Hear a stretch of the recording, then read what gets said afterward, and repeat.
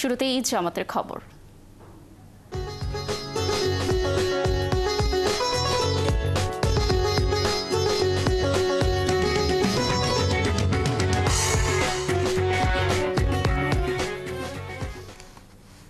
জাতীয় ঈদগাহে ঈদের প্রধান জামাত অনুষ্ঠিত হয়েছে। সকাল 8:30টায় সেখানে এই জামাত হয়। প্রধান উপদেষ্টা ডক্টর মোহাম্মদ ইউনূস, সুপ্রিম কোর্টের বিচারপতি, উপদেষ্টা পরিষদের সদস্য ও রাজনীতিবিদ সহ বিভিন্ন শ্রেণী পেশার মানুষ এই ঈদ জামাতে অংশ নেন। নামাজে মুসলিম উম্মার শান্তি ও কল্যাণ কামনায় দোয়া করা হয়। ঈদ জামাতে ইমামতি করেন বায়তুল মোকাররমের খতিব মোহাম্মদ আব্দুল মালেক। এর আগে ঈদের প্রধান জামাতে অংশ নিতে সকাল থেকেই মুসল্লিদের ভিড় দেখা যায়। এবার সেখানে 4 স্তরের নিরাপত্তা নেওয়া হয়েছে। যে কোনো ধরনের অপ্রীতিকর ঘটনা এড়াতে আইনশৃঙ্খলা বাহিনীর সদস্যরা দায়িত্ব পালন করছেন।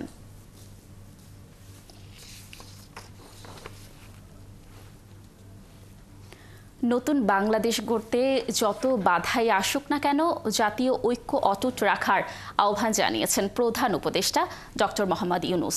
সকালে জাতীয় ঈদগাহ ময়দানে ঈদের প্রধান জামাতে অংশ নিয়ে এই আহ্বান জানান তিনি। ঈদ নৈকট্য ও ভালোবাসার দিন, তাই পবিত্র এই দিনে ঐক্যবদ্ধ জাতি গঠন হবে, এটাই প্রত্যাশা করেন প্রধান উপদেষ্টা।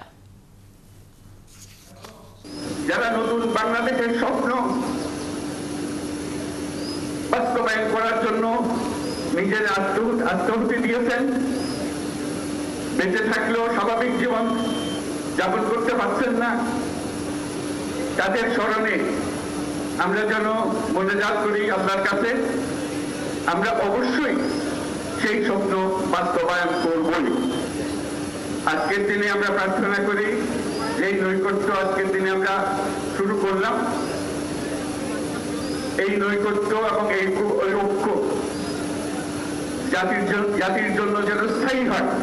যত বাধাই আসুক আমরা ঐক্যবদ্ধ জাতি হিসেবে এই নতুন বাংলাদেশ গঠন করব ইনশাআল্লাহ। সারা দেশে উৎসব মুখর পরিবেশে উদযাপন করা হচ্ছে ঈদ উল ফিতর। সকাল থেকে দেশের সব এলাকার ঈদগাহ ময়দান ও মসজিদে ঈদ জামাতে শামিল হন মুসল্লিরা। নামাজ শেষে দেশ ও জাতির কল্যাণ কামনায় করা হয় বিশেষ মোনাজাত। সহকর্মীদের তথ্য ছবিতে প্রতিবেদন।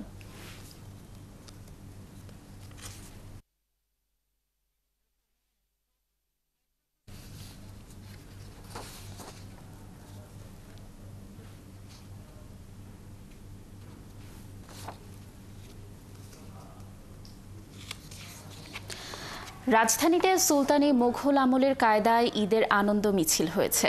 ঢাকা উত্তর সিটি কর্পোরেশনের আয়োজনে এই আনন্দ মিছিলে অংশ নেন অসংখ্য মানুষ। সোমবার সকালে রাজধানীর আগারগাঁওয়ের পুরাতন বাণিজ্য মেলার মাঠের সামনে থেকে এই আনন্দ মিছিল শুরু হয়। মিছিলটি আগারগাঁওয়ের প্রধান সড়ক দিয়ে খামারবাড়ি মোড় হয়ে মানিক মিয়া এভিনিউয়ে সংসদ ভবনের দক্ষিণ প্লাজায় গিয়ে শেষ হবে। এর আগে সেখানে প্রথমবারের মতো ঈদের জামাত হয়। জামাত শেষেই বেজে ওঠে ব্যান্ড পার্টির বাজনা। এ সময় হাজার হাজার মানুষ একত্রে ঈদ আনন্দে মেতে ওঠেন।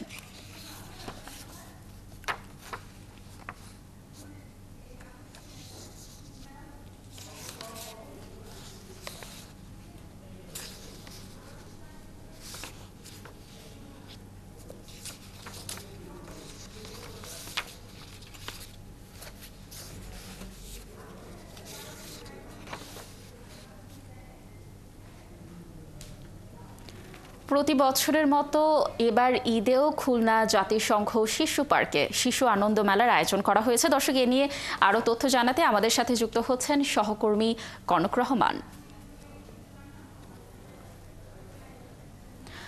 কনক, মেলায় কি কি আয়োজন রাখা হয়েছে, লোকজনের উপস্থিতি কেমন দেখছেন জানাবেন।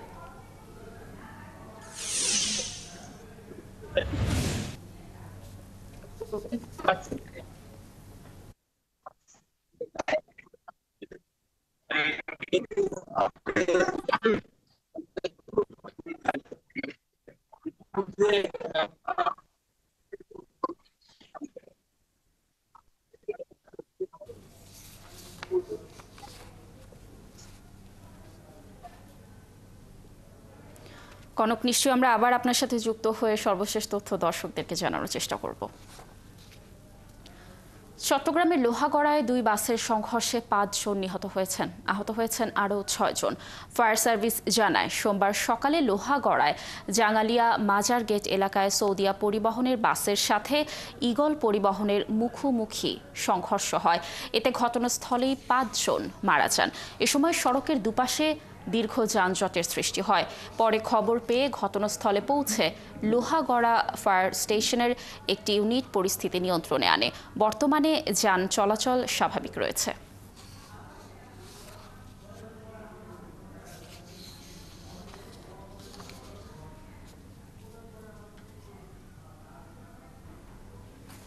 বৈষম্য বিরোধী আন্দোলনে চট্টগ্রামের প্রথম শহীদ ওয়াসিমকে ছাড়া ঈদ করছে তার পরিবার। কক্সবাজারের পেকুয়ার ছেলে ওয়াসিমের বাড়িতে ন্যূনতম স্বাভাবিক অবস্থা ফেরেনি।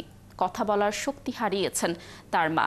আর গ্রামের মানুষরা বলছেন, ছাত্রদল নেতা শহীদ ওয়াসিমকে তারা মনে রাখবেন। এই শোক তারা পরিণত করবেন শক্তিতে। বিস্তারিত জানাচ্ছেন কামরুল ইসলাম মিন্টু। পেকুয়ার গ্রামে উঠোন, বাড়ি সবই আছে, দাঁড়িয়ে আছে তার ছেলেবেলার স্কুলটিও। পড়ার টেবিলে ভাজে ভাজে গোছানো আছে ওয়াসিমের বহু অর্জনের সার্টিফিকেট। শুধু ওয়াসিম নেই, গণ অভ্যুত্থানে শহীদ হন ওয়াসিম। পিতার কানে এখনো বাজে শহীদ হওয়ার আগে ছেলের সে আবদারের কথা। শেষবারের মতো 5,000 টাকা চেয়েছিল, বলেছিল আর কখনো চাইবে না। বাবা বললেন, কথা রেখেছে ওয়াসিম, গেল 8 মাসে আর কখনো টাকা দিতে হয়নি।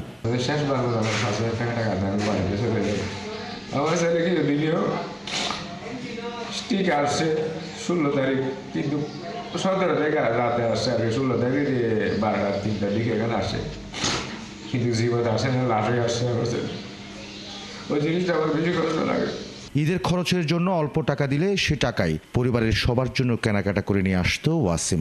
কিন্তু এবার আর তেমনটি করার সুযোগ পেল না ওয়াসিম।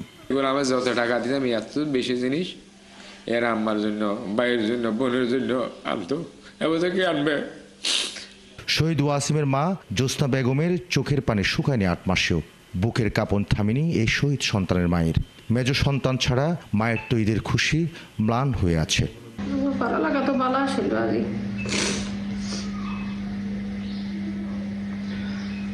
ওয়াসিমের হত্যাকারীদের বিচার চান গ্রামের মানুষ। পাশাপাশি তারা শহীদ ওয়াসিমের স্মৃতি ধরে রাখতে চান। অগাস্টে বিপ্লবের বীর হিসাবে তার একটা স্মৃতি ধরে রাখার জন্য তার জন্য কিছু করা উচিত বলে মনে করি।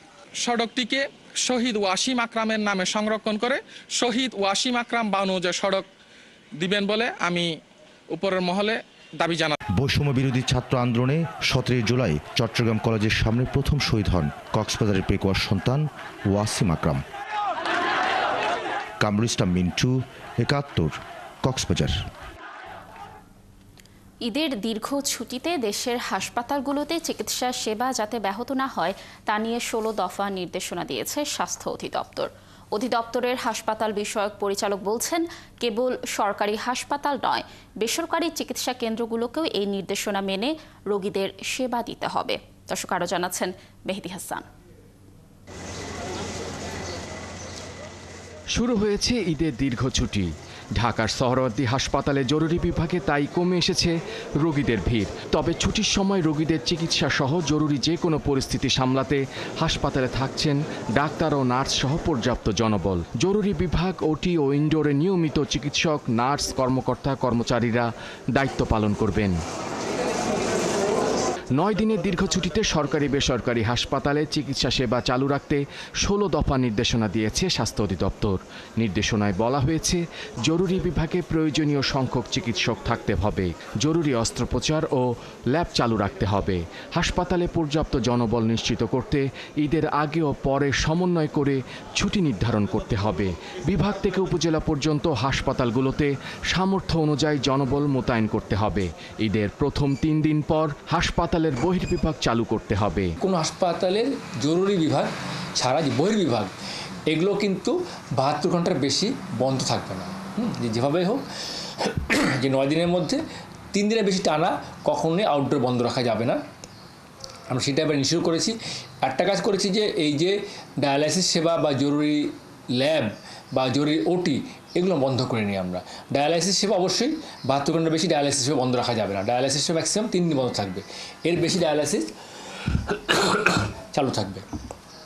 আরেকটা বলেছি যে আমাদের জনবলের সমন্বয় কম থাকে, জনবল কম থাকে। আমরা বলেছি যদি কোনো হাসপাতালে জনবল কম থাকে তাহলে আভ্যন্তরীণ সিদ্ধান্তের মাধ্যমে জেলার মধ্যে জনবল সমন্বয় করা যাবে। বেসরকারি ক্লিনিক ও হাসপাতালকেও এই নির্দেশনা মানতে হবে। হাসপাতাল যিনি রেফার করবেন তাকে অবশ্যই রোগীকে অর্থের বিনিময়ে অ্যাম্বুলেন্সটা জোগাড় করতে সহায়তা করতে হবে।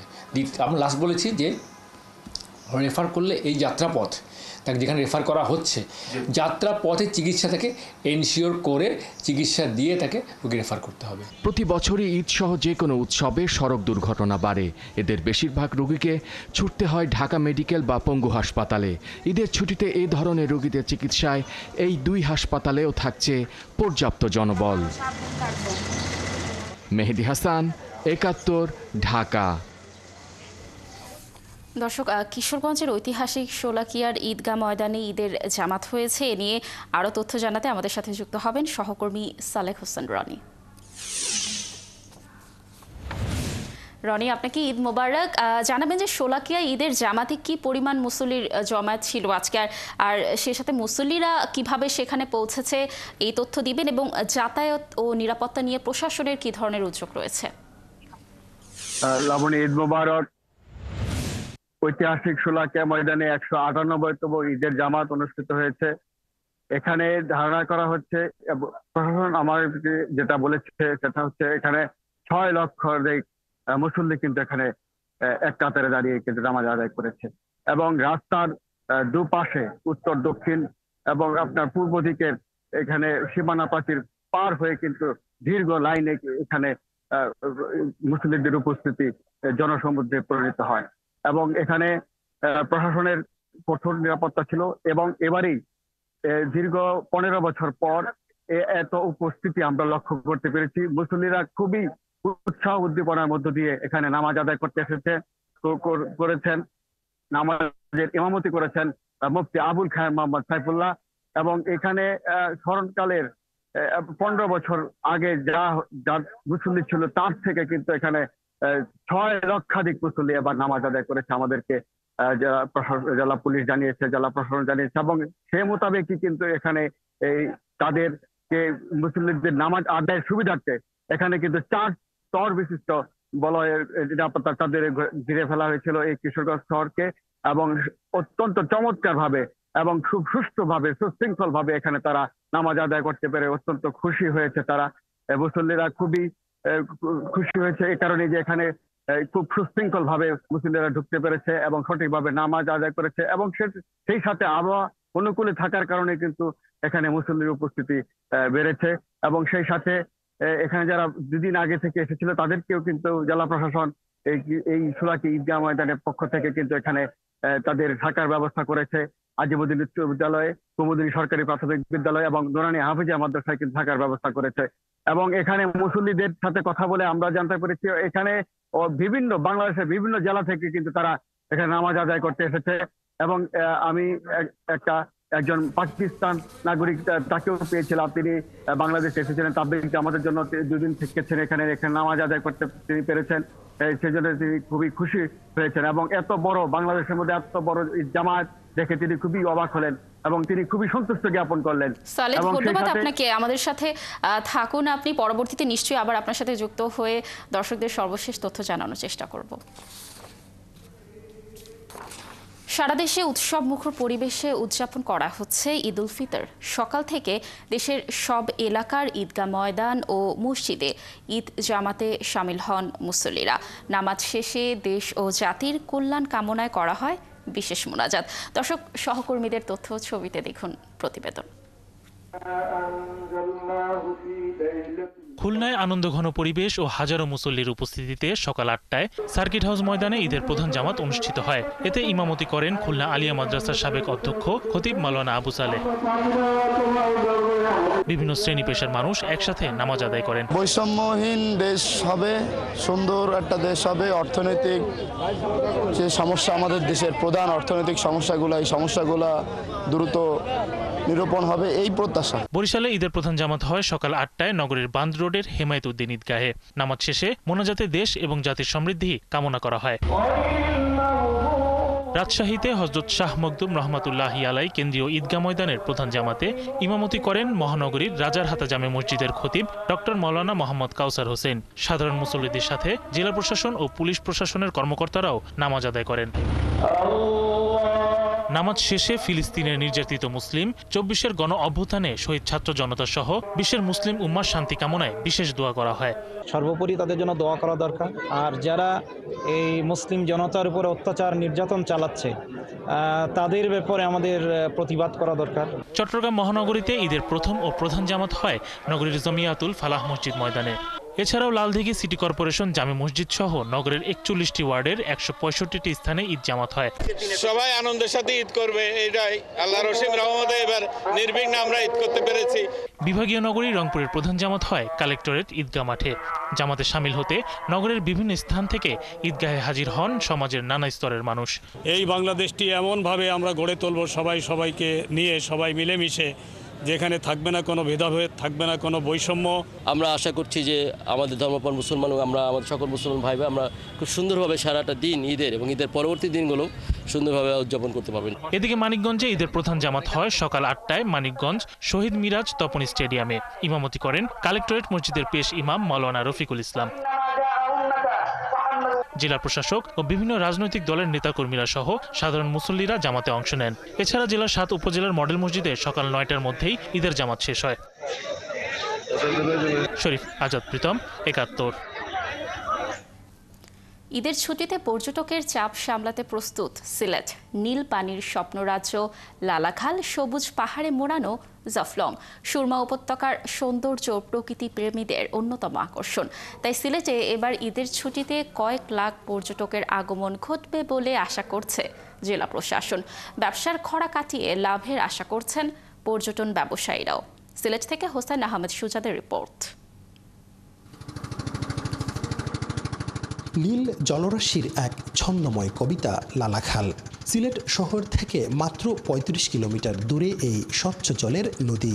দুপাশে সবুজ পাহাড়ের হাতছানি পর্যটকদের জন্য এক স্বপ্নরাজ্য।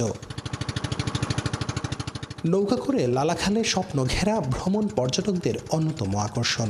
ঈদ আনন্দকে দ্বিগুণ করতে ছুটির অবসরে তাই অনেকেই ঘুরতে আসেন এখানে। পানিটা খুব স্বচ্ছ, লালাখাল মানুষজনেও খুব কম, আমাদের মনোরম পরিবেশ দেখে খুব ভালো লাগছে। পানিটা অনেক স্বচ্ছ, একদম নীল, যেটা আসলে সহজে দেখা যায় না। পর্যটকদের জন্য সিলেটের আরেক স্বপ্নলোক জাফলং। পর্যটন ব্যবসায়ীরা আশা করছেন পাথুরে নদীর জাফলংয়ের অপরূপ সাজ দেখতে ঈদে ভিড় জমাবে হাজারো পর্যটক। পাহাড়ের গায়ে মেঘের চুয়া মেঘে খুঁজে নেবেন প্রশান্তি। দেখা মিলবে ভারতের উমঘট নদীর স্বচ্ছ পানি আর ঝুলন্ত ব্রিজের। ঈদের ছুটিতে লালাখাল জাফলংয়ে পর্যটকের আগমন ব্যবসা বাণিজ্যে গতি আনবে এমন আশা করছেন পর্যটন স্পটের নৌকার মাঝিরা। সারা রমজান মাস বাড়াইছে না, তো এখন বাড়াই বা ঈদের লোকে রোজাবাদে তো আইতে না, পাইতে কিছু না পাইলে তো খুনতাও নাই। পর্যটকদের বরণ করে নিতে প্রস্তুত সিলেটের হোটেল মোটেল। প্রস্তুতি মোটামুটি সবই সম্পন্ন করেছে। আমাদের হোটেলটা কিন্তু এই রোজা মাসে রেনোভেশনগুলো করে, যে মেনটেন্যান্স রেনোভেশন যেগুলো আছে সবই করা হয়েছে। মোটামুটি আমি যেগুলো জানি সব হোটেলই মোটামুটি প্রস্তুত। আমরা আশা করি এই বছর আমরা পর্যটন খাত সহ এই সিলেট শহরে প্রায় 100 কোটি টাকার উপরে ব্যবসা করতে পারবো বলতে আমার ধারণা। এদিকে সিলেটে পর্যটকদের নিরাপত্তা নিশ্চিত করার কথা জানিয়েছে জেলা পুলিশ। পর্যটকদের থাকা খাওয়া সহ নিরাপদে যাতায়াতের বিষয়ে সব জিনিস নিয়ে আমরা আলোচনা করেছি। একই সাথে আমরা যাতে পর্যটকরা নিরাপত্তার সাথে পর্যটন স্থানে ভ্রমণ করতে পারেন সেজন্য আমাদের পর্যটন পুলিশ সহ জেলা পুলিশ প্রয়োজনীয় ব্যবস্থাপনা রাখবে। এটা এসএমপি এলাকাধীন, নিশ্চয়ই এসএমপি মেট্রোপলিটন পুলিশ সেই ব্যবস্থাপনা ওরা নিরাপত্তা পরিকল্পনা নেবেন। পাশাপাশি আমাদের সিলেট জেলা পুলিশের আওতাধীন যে স্থানগুলো রয়েছে, উপজেলাগুলো রয়েছে, আমরা সেখানে থানাভিত্তিক আমরা নিরাপত্তা ব্যবস্থা জোরদার করেছি। ঈদের আনন্দ শুধু পরিবারের সাথে নয়, প্রকৃতির সঙ্গেও হতে পারে। নীল জল, সবুজ পাহাড় আর ঝর্ণার সুরে সুর মিলিয়ে কাটুক ঈদের ছুটি। ব্যাগ গুছিয়ে নিন, ছুটে আসুন সিলেটে আর অনুভব করুন প্রকৃতির এক স্বর্গীয় সৌন্দর্য। নীল যেখানে এত স্বচ্ছ, প্রকৃতি যেখানে এত স্নিগ্ধ, সেই অপূর্ব স্থান হচ্ছে লালাখাল। আসছে ঈদের ছুটিতে আপনার ভ্রমণের অন্যতম স্থান হতে পারে এই লালাখাল। হুসাইন আহমেদ সুজাত, ৭১, লালাখাল, সিলেট।